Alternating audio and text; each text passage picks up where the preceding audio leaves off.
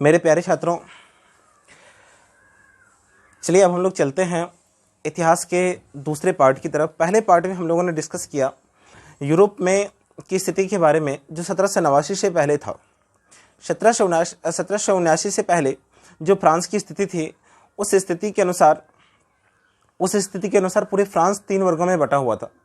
एक तो मध्यम वर्ग था, दूसरा कृषक वर्ग और तीसरा कुलीन वर्ग। इसके बारे में हमने आपको पहले ही डिस्कस कर लिया है कि कुलीन वर्ग जो कि काफ़ी सुखी संपन्न था, मजदूर वर्ग जो कुलीन वर्ग के ऊपर निर्भर रहते थे, और तीसरा जो था मध्यम वर्ग। ये तीसरा मध्यम वर्ग जिसके अंतर्गत उद्योगपति आता था, जो कुछ शिक्षक था, ऐसे लोग आते थे। ये थोड़ा सा पढ़े लिखे होते थे और काफ़ी समझदार हुआ करते थे। मतलब कुलीन वर्ग के बाद अगर समझदारी में अगर किसी का स्थान है तो वो इन्हीं लोगों का होता था। ये लोग जो फ्रांस की स्थिति थी उस स्थिति को देखते थे, तो देखते हुए वो लोग उन लोगों के अंदर एक विचार भी पनप रहा था कि ये स्थिति कब तक चलती रहेगी। इस स्थिति से निपटने के लिए वो लोग फ्रांस को जो अलग अलग हिस्सों में बटा हुआ था, अलग अलग टुकड़ों में बटा हुआ था फ्रांस, और हर जगह की स्थिति जो अलग अलग थी, है ना, कहीं पे बहुत ज़्यादा समस्या थी, तो उन समस्याओं से निपटने के लिए वो उनके अंदर एक विचार उत्पन्न हुआ, और वो विचार जनरली राष्ट्रीय एकीकरण और फिर उदारवादी विचारधारा की जो विचार है वो उनके दिमाग में आया। वो उनका मानना था कि अगर कोई व्यक्ति, अगर कोई जगह या फिर अगर कोई राष्ट्र या फिर छोटे छोटे राज्य जिनकी संस्कृति एक है, जिनका विचार एक है, जिनकी भाषा एक है, जिनका ऐतिहासिक पृष्ठभूमि एक है, तो वैसे सभी छोटे बड़े राज्यों को एक साथ मिला करके उनको एकीकृत कर दिया जाए, उनका एक स्वतंत्र शासक बना दिया जाए, एक ऐसा शासक जिसको कि लोगों के द्वारा चुना जाए, लोगों को एक विशेष अधिकार मिले, लोगों को सत्ता में हिस्सेदारी करने का मौका मिले। वो इस तरह की भावनाओं को बढ़ाना चाहता था। जब वो इस भावना को बढ़ाना चाहता था तो ये इतनी आसान तो है नहीं कि किसी भी भावना को एक दिन में बढ़ा दिया जाए। और कोई भी लोग आप किसी दूसरी तरह की विचारधारा से जो प्रेरित है उस विचारधारा को हटाएगा, उसके लिए कोई ना कोई समस्या तो होनी चाहिए। हाँ, तो पहले विचारधारा थी, पहले के लोगों की विचारधारा थी राजतंत्र वाली विचारधारा। राजा ही उसका सब कुछ होता था, राजा ही उसके लिए भगवान होता था, राजा ही उनका सब कुछ होता था। अब उस विचारधारा को लोगों से हटाना और लोगों के दिमाग में राष्ट्रवादी की विचारधारा पैदा करना, उदारवादी सोच पैदा करना, ये बहुत मुश्किल काम था। लेकिन इन लोगों ने संपूर्ण फ्रांस में इस विचारधारा को धीरे धीरे करके बढ़ाया, और वो बढ़ाया, सिर्फ ये लोग तो बढ़ा रहे थे, ये लोग तो लोगों तक पहुंचा रहे थे, लेकिन लोगों की जो अपनी समस्याएं थी, राजतंत्र की जो स्थिति थी, वो स्थिति उदारवादी सोच को बढ़ावा देने लगा। ठीक ना, लोगों में ये उदारवादी विचारधारा, लोगों में स्वतंत्र होने की जो कल्पना थी, ये बढ़ने लगी। धीरे धीरे ये एक क्रांति का रूप ले लिया जो 1789 की फ्रांसीसी क्रांति के रूप में जाना गया। जब ये 1789 की फ्रांसीसी क्रांति के रूप में जाना गया, तब ऐसा माना जाता है कि जब ये क्रांति हुई तो उस क्रांति के बाद कई प्रकार के बदलाव हुए। राजतंत्र की स्थिति बहुत खराब हो गई, राजाओं की स्थिति बहुत खराब हो गई, लोग स्वतंत्र जीना चाह रहे थे। उस स्थिति में सिर्फ एक नहीं, कई प्रकार के बदलाव नजर आए। उस बदलाव को हम लोग देखते हैं, और क्रांति का मतलब ही होता है बदलाव। 1789 में क्रांति हुई, 100% वहां पे कोई ना कोई बदलाव हुआ होगा। देखिए क्या क्या बदलाव हुआ। सबसे पहले बदलाव ये हुआ कि जो राजा की जो शक्ति थी ये बिल्कुल छिन गई, और ये सर्वसाधारण के पास पहुंच गए। देखिए, सर्वसाधारण मतलब ऐसे लोग जो क्रांति में हिस्सेदार थे, जो क्रांति चाहता था, जिन्होंने क्रांति करवाया था, जिन्होंने क्रांति करके राजा की शक्ति को छीन करके अपने पास शक्ति लाया था, ऐसे लोगों के हाथों में वो शक्ति आ गई। फिर फ्रांस को एकीकृत करने की वाली बात भी तो थी। उसके लिए छोटे छोटे राज्यों को मिला करके उनका एक चिन्ह बना दिया गया झंडा के रूप में। उन्होंने पूरे फ्रांस का एक झंडा बनाया। इतना ही नहीं, पूरा का पूरा फ्रांस एक हो, उसके लिए एक भाषा भी चुना गया, जो कि फ्रांस के लगभग सभी हिस्सों में वो भाषा चली, और वो भाषा राष्ट्रीय भाषा कहलाया, जिसका नाम क्या रखा गया? फ्रेंच भाषा। उसके बाद एक राष्ट्रीय गीत बनाया गया, जो उस राष्ट्र के, उस फ्रांस के जो छोटे बड़े राज्यों को मिलाकर के गीत करके जो राष्ट्र तैयार किया गया था, उस राष्ट्र के लिए बना था जो एक राष्ट्रीय गीत था। और साथ ही उसमें शामिल होने वाले जितने भी लोगों थे उनको शपथ खिलाया गया कि तुम अपने राष्ट्र के प्रति हमेशा उत्तरदायी रहोगे, अपने राष्ट्र के हित के बारे में सोचोगे। उसके बाद जो स्टेट जनरल पहले चुना जाता था राजाओं के समय में, उनका नाम बदल करके नेशनल असेंबली कर दिया गया। देखिए क्या क्या बदलाव हो रहे हैं। पहले तो सत्ता छीन गई, सर्वसाधारण के हाथों में आ गया, लोगों ने नया झंडा बना लिया, राष्ट्रीय गीत बना लिया, फ्रेंच भाषा को पूरे राष्ट्र की भाषा बना घोषित कर दिया। उसके बाद आंतरिक कर को हटा दिया। देखिए आंतरिक कर किसको कहते हैं? तो पहले क्या होता था, छोटे छोटे राज्य होता था, तो एक राज्य से दूसरे राज्य में जाओ, भैया इस राज्य से कोई दूसरा राज्य में जाएगा तो स्वाभाविक है कर लेगा। लेकिन अब जब एकीकृत हो गया, जैसे एकीकृत हो गया, तो आंतरिक जो एक राज्य से दूसरे राज्य में जाने पे जो कर लगता था, उस कर को उन्होंने खत्म कर लिया। जैसे ही खत्म कर लिया तो चीजें सस्ती हो गई, चीजें सस्ती हो गई, लोगों को मुनाफा होना, और उतना ही नहीं, ट्रेड भी बढ़ गया, व्यापारी भी बढ़ गया। पहले क्या होता था कि इतना रिस्ट्रिक्शन होता था कि एक राज्य से दूसरे राज्य में सब लोग नहीं जा पाते थे। लेकिन अब ऐसी स्थिति नहीं थी। राष्ट्रीयता की भावना, अब जो राष्ट्रीयता की भावना लोगों में पनपी थी फ्रांस में, इस 1789 की क्रांति, अपने राष्ट्र के हित के बारे में जो लोगों के अंदर भावना जगी थी, उस भावना को वहां की जो सेनाएं थी वो दूसरे जगह पे जाकर के अपना ढिंढोरा पीटना शुरू कर दिया कि हमारे यहाँ का जीवन तो ऐसा है, हम लोग तो इस प्रकार से जिंदगी जीते हैं। मतलब वहां की जो आर्मी थी वो दूसरे जगहों पे जाकर के वो क्या किया कि ढिंढोरा पीटना शुरू कर दिया कि हमारी तो राष्ट्रीयता अलग है, हम लोग तो एक हैं, हमारे यहाँ छोटे छोटे राज्य नहीं है, हम सब आदमी एक हैं, हमारी एक ही सरकार है। इस प्रकार की बातें विदेशों में जाकर के कहना शुरू कर दिया। अपनी स्थिति के बारे में आर्मी जब दूसरे जगहों पे जाकर के बोलना शुरू कर दिया, तो वहां के लोगों में भी उस प्रकार के जीवन की कल्पना करना शुरू कर दिया, वहां के लोग भी, जो जिंदगी फ्रांस के लोग जी रहे थे। लेकिन जानते हैं ये बदलाव ज्यादा दिन तक नहीं टिका।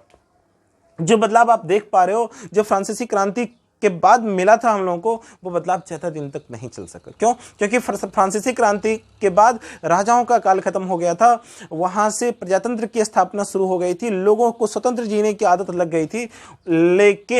लेकिन 1789 के ठीक 10 साल बाद 1799 में एक नया योद्धा आया, एक नया वीर उस फ्रांस में आया, जिसका नाम था नेपोलियन। ये नेपोलियन साहब आकर के त्राहिमाम करना शुरू कर दिया। फ्रांस की जो नीति बनी थी इस क्रांति के बाद, उस नीति को उन्होंने खत्म कर दिया।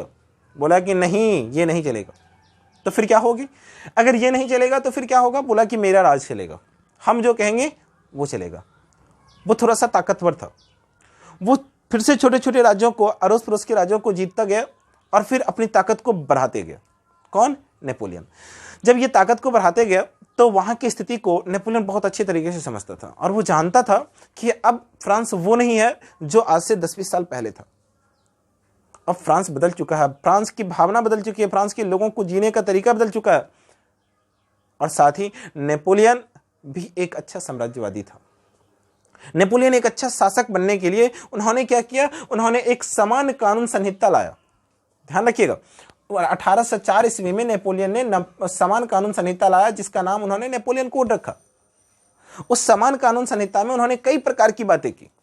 उन्होंने क्या कहा? उन्होंने कहा कि भैया कानून में सबको एक समान रहेगा, राजा के लिए जो कानून बनेगा वही प्रजा के लिए बनेगा, जो कुलीनों के लिए कानून रहेगा वही मजदूरों के लिए कानून रहेगा। मतलब कानूनी रूप से सब एक समान है। अगर रूल बनेगा तो वो सब पे लागू होगा, पूरे फ्रांस की जनता पे लागू होगा, किसी एक के ऊपर लागू नहीं होगा। मतलब कानून की समानता इस नेपोलियन कोड के माध्यम से मिल गया। किसको? फ्रांस के लोगों को। सिर्फ फ्रांस के लोगों की बात नहीं कर रही ये नेपोलियन कोड। नेपोलियन जिन जिन छोटे बड़े क्षेत्रों को जीता था, उन सभी जगहों पे ये नेपोलियन कोड लागू किया था। उतना ही नहीं, संपत्ति का अधिकार किसानों को दिया गया। मतलब जो किसान पहले दूसरे की जमीन को जोत करके अपना जीवन यापन करता था, और उसके बाद जीवन यापन करने के बाद सारी की सारी संपत्ति उपजा करके फिर उन्हीं लोगों को दे देता था। अब क्या हुआ? अब कहा नहीं, जो खेती कर रहा है, जो मेहनत कर रहा है, जमीन उसकी है। मतलब संपत्ति का अधिकार किसानों को दे दिया। उसके बाद विशेषाधिकार को अंत कर दिया। विशेषाधिकार किसको कहते हैं? विशेषाधिकार उस समय वहां पे फ्रांस की जो स्थिति थी राजाओं की, वो ये कि भैया अगर कोई राजा है तो उसका बेटा ही फिर से राजा बनेगा। मतलब जन्मजात स्थिति थी, जन्मजात जो परिवर्तन था वो चल रहा था। मतलब जन्म के आधार पे विशेषाधिकार जो लोगों को मिला था वो चल रही थी। कैसे? तो अगर मान लीजिए कोई किसी प्रधानमंत्री पद पे है तो उनका बेटा ही प्रधानमंत्री के पद पे बनेगा। मतलब जन्मजात जो विशेषाधिकार लोगों को मिला था वो अधिकार वो छीन लिया। बोला कि नहीं, ये नहीं चलेगा, तू अयोग्य है तो इस लायक नहीं रहेगा। अगर अयोग्य है, चाहे वो तू किसी का बेटा हो, नहीं चलेगा। अगर ये पद है तो ये योग्य के लिए है, किसी के मतलब किसी के बाप के नाम पे किसी बेटे को कोई अधिकार मिल जाए ये नहीं चलेगा। मतलब विशिष्ट अधिकार को उन्होंने अंत कर दिया। तीसरा, उन्होंने किसानों को कर मुक्त कर दिया, मतलब किसानों को किसी प्रकार का कोई कर नहीं देना है, इस तरह की बातें उन्होंने की। चौथा, उन्होंने क्या बोला कि परिवहन और संचार, चूंकि वो जानता था कि अगर हम चाहते हैं अच्छा शासक बनना तो प्रजा को खुश रखना पड़ेगा, और प्रजा खुश तब रहेगी जब व्यापारिक गतिविधि बढ़ेगी, और व्यापारिक गतिविधि तब बढ़ेगी जब परिवहन और संचार की व्यवस्था दुरुस्त रहेगी। एक स्थान से दूसरे स्थान तक जाना अगर सुलभ होगा तब जाकर के व्यापारी एक स्थान से दूसरे स्थान तक आसानी से जाएंगे और हमारे यहाँ पूंजी का निर्माण होगा। ये सारे के सारे चीजों को नेपोलियन कोड के अंतर्गत उन्होंने बताया। अब ये चीज सिर्फ एक जगह पे नहीं, जहां जितने भी छोटे बड़े राज थे जिसको उन्होंने जीत रखा था उन सभी जगहों पे लागू किया। और जब इन सभी नेपोलियन कोड को सभी जगहों पे लागू किया तो जहां जहां लागू हुआ वहां की स्थिति बहुत अच्छी हो गई। क्या किसान अच्छे बनने लगे, किसानों की स्थिति अच्छी हो गई, लोगों को किसी प्रकार का उत्पीड़न नहीं झेलना पड़ रहा था। क्यों? क्योंकि सबके लिए कानून एक समान बनाया गया था। ये सारे के सारे काम नेपोलियन साहब ने किए थे, इसीलिए तो नेपोलियन को महान माना गया फ्रांस में। उसके बाद देखिए, उसके बाद क्या हुआ? उसके बाद जैसे ही नेपोलियन साहब इतना काम कर दिए, उसके बाद नेपोलियन साहब, अच्छा एक चीज बताइए, होता क्या है कि अगर कोई काम अच्छा हो रही है तो उसी अच्छा के साथ साथ कुछ बुरा भी हो जाता है। अब महात्मा गांधी बहुत अच्छे थे तो उनके द्वारा कुछ काम भी तो कुछ खराब काम भी किया गया होगा। हाँ, इनके द्वारा किया गया काम, अच्छाई वाला काम बहुत ज्यादा था, जिसके कारण से ये फेमस हो गया, काफी प्रसिद्ध हो गया पूरे फ्रांस में। उसके बाद इन्होंने कुछ गलत भी किया। उन्होंने गलत क्या किया? नेपोलियन का जो ड्रॉबैक था वो क्या था? वो ये कि भैया वो परिवहन और संचार की व्यवस्था कहाँ अपने बाप के घर से लाएगा? उसके लिए उसे क्या करना पड़ेगा? उसके लिए उसे कहीं ना कहीं से तो पैसा लेना पड़ेगा, और पैसा वहां कौन देगा? पैसा तो जनता से ही लेना पड़ेगा। उसके लिए उन्होंने क्या किया कि कर को बढ़ा दिया। ध्यान रखिए क्या बोला, क्या किया उन्होंने? कर को बढ़ा दिया। दूसरी तरफ इसके विरोध में आवाज उठाने की अनुमति नहीं थी। हाँ, एक चीज और था, फ्रांस के अंतर्गत एक ऐसा माहौल उन्होंने बना दिया था, एक ऐसा अधिकार लोगों को से छीन लिया था, ठीक ना? अधिकार ये था कि अगर नेपोलियन साहब कुछ गलत भी करे तो आप उसके विरुद्ध आवाज नहीं उठा सकते, प्रेस में उनके विरुद्ध विज्ञापन नहीं छाप सकते।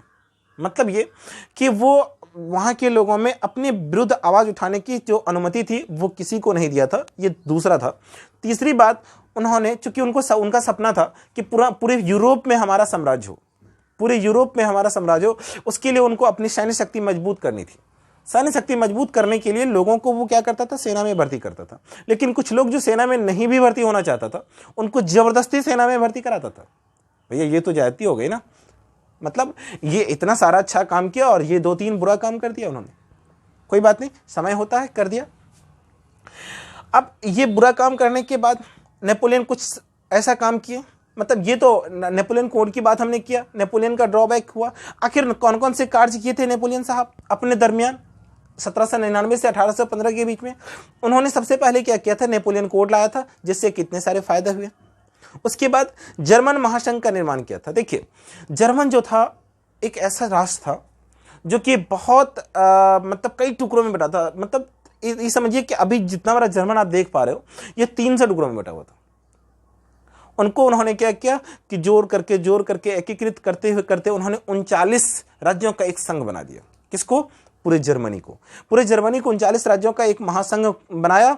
उसके बाद तीसरा काम उन्होंने क्या किया कि जर्मनी और इटली के राज्यों को, जो यूरोप का मतलब सबसे बिखरा हुआ राज्य आप कह सकते हैं, सबसे बिखरा हुआ राष्ट्र उस समय का था, उसको उन्होंने क्या किया? उसको उन्होंने भौगोलिक नाम की जो परिधि थी, भौगोलिक नाम की परिधि का मतलब वहां के लोग जो समझ रहे थे कि हमारी सीमाएं इतनी ही दूर है, उस सीमा से उनको बाहर करके उनकी एक वास्तविक स्थिति के बारे में उनको बताया और उनका एक वास्तविक ढांचा तैयार किया। जर्मनी और इटली को भौगोलिक नाम की परिधि से उन्होंने बाहर कर दिया। किसने? नेपोलियन साहब ने। तो 3 काम, नेपोलियन कोड लाया, जर्मन महासंघ की स्थापना की, और जर्मनी और इटली के राज्यों को उन्होंने क्या किया? एकीकृत किया। उनके भौगोलिक जो परिधि थी उनसे उन्होंने उसको बाहर कर दिया। फिर इतना सारा काम किया, नेपोलियन कोड में इतना फायदा हुआ लोगों को, सब कुछ हो रहा था, तो फिर पतन तो कभी नहीं होना चाहिए। नेपोलियन जब तक जिंदा रहेगा तब तक फ्रांस पे राज करेगा, चूंकि अच्छा काम किया है? बिल्कुल नहीं। कहावत है कि कभी कभी अगर आप कुछ अच्छा कर रहे हैं तो कुछ लोग आपके हित के लिए सोचते हैं, तो उसी में से कुछ लोग आपसे जलन भी तो करने लगते हैं, आपसे जलने भी तो लगते हैं, आपकी स्थिति से वो बेखबर भी तो होना चाहते हैं, वो ऐसा बनना चाहते हैं, वो चाहते हैं कि नहीं जो हो रहा है ना वो चलिए उनका तो बहुत ज़्यादा नाम हो रहा है, मेरा क्यों नहीं हो रहा। मतलब ऐसा कि दूसरा कोई भी कुछ लोग ऐसे होते हैं जो किसी काम को अच्छे कहें, तो उन्हीं में से कुछ लोग ऐसे भी होंगे जो उस काम को गलत भी कहने से पीछे परहेज नहीं करते। इसी में से कुछ लोग थे और कुछ कारण था जिसके कारण धीरे धीरे नेपोलियन का पतन हो गया। उनमें सबसे पहला कारण क्या था कि नेपोलियन साहब एक महाद्वीपीय व्यवस्था लेकर के आया था। महाद्वीपीय व्यवस्था मतलब एक महाद्वीप का निर्माण करना चाहता था, और वो महाद्वीपीय व्यवस्था का संपूर्ण सर्वे सर्वा कौन होता? फ्रांस होता। लेकिन फ्रांस इतनी बड़ी ताकत हो जाएगी तो फिर आगे आने वाले समय में तो जो छोटे छोटे राज्य हैं उनको समस्या का सामना करना पड़ेगा। इसीलिए लोग नाराज हो गए, बोले कि नहीं महाद्वीपीय व्यवस्था नहीं चलेगी भाई। उन्होंने जितने भी विजित प्रदेश था उन सभी विजित प्रदेशों में एक भावना फैला दिया था कि तुम्हारा जिंदगी जैसे तुम झेल रहे हो जिल्लत की जिंदगी, ये तुम्हारी जिंदगी नहीं है। उन्होंने नेपोलियन कोड लाया और फिर नई व्यवस्था के तहत लोगों को जीना सिखाया। जब लोग जीना सीख गए तो लोगों में एक ऐसी भावना जगी, अरे हमको भी स्वतंत्र रहना चाहिए, हम भी किसी के अंदर क्यों रहे, हमारे ऊपर भी कोई दूसरा शासन क्यों करेगा, हम स्वतंत्र क्यों नहीं रहते। मतलब जितने भी छोटे छोटे राज्य जो नेपोलियन ने जीता था उन सभी राज्य की जनता अब क्या हुआ कि राष्ट्रवाद की भावना से प्रेरित होने लगा। सब स्वतंत्र होना चाहते थे, किसी के अधीन नहीं रहना चाहते थे। अब ये जो राष्ट्रवाद की भावना का विकास इन्होंने किया था, किसने? नेपोलियन के कारण ही हुआ था राष्ट्रवाद की भावना का विकास, और यही इनके पतन का कारण बना। कैसे? तो राष्ट्रीयता की भावना के कारण लोगों में विदेशी शासन से घिरना होने लगा। समझ पा रहे हैं हम क्या कह रहे हैं? लोगों में विदेशी शासन से घिरना होने लगा। फ्रांस भी तो अगल बगल वाले देश के लिए, अगल बगल वाले राष्ट्र के लिए विदेशी था। इटली के लिए फ्रांस तो विदेश है, जर्मनी के लिए फ्रांस तो विदेश है, यूनान के लिए फ्रांस तो विदेश है। लेकिन जो यूनान के प्रदेश उन्होंने जीता था वहां के लोग अब इनका विरोध करना शुरू कर दिया। ऐसे में ऑस्ट्रेलिया, रूस, ब्रिटेन और फिर पर्सा, ये 4-5 ऐसे शक्तिशाली राज्य थे जो नेपोलियन की नीति को एकदम से कुचलने का प्रयास शुरू कर दिया। क्योंकि देखा कि कुछ लोग उनके विरोध में हमारे साथ खड़े हो सकते हैं। फिर उन्होंने ये सारे के सारे लोग 1815 ईस्वी में एक साथ इनको घेर लिया। वाटरलू की युद्ध कहलाया वो। उस युद्ध में चूंकि एक साथ इतने सारे राजा घेरेंगे इनको अंदाजा नहीं था, इतने सारे लोग इनको घेर लेंगे इनको अंदाजा नहीं था। हालांकि था तो शक्तिशाली, लेकिन एक साथ जब कई लोग चारों तरफ से उनको घेर लें, किसी को भी घेर ले, तो परेशानी का सामना करना पड़ता है। और ये भी परेशान हो गए। अंततः ये आत्मसमर्पण कर दिए और वो लोग इनको पकड़ करके सेंट हेलेना के निर्जन टापू पे जाकर के छोड़ दिए, जो एक ऐसा टापू था जहाँ पे किसी को पहुँचना बहुत मुश्किल होता था। उस सेंट हेलेना के निर्जन टापू पे कुछ दिनों के बाद खबर आई कि वो उनका देहांत हो गया और वो मर गया। मतलब ये कि 1799 से लेकर के 1815 ईस्वी तक अगर हम कहें तो नेपोलियन ही पूरे विश्व में, पूरे यूरोप में छाया हुआ था। इसीलिए इस युग को हम लोग कहते हैं नेपोलियन युग। ये 1815 ईस्वी तक की कहानी है। बाबूरे, इस वीडियो को एक बार दो बार आप देखिए, उम्मीद है कि सारी की सारी कहानी आपको समझ में आ जाएगी। धन्यवाद।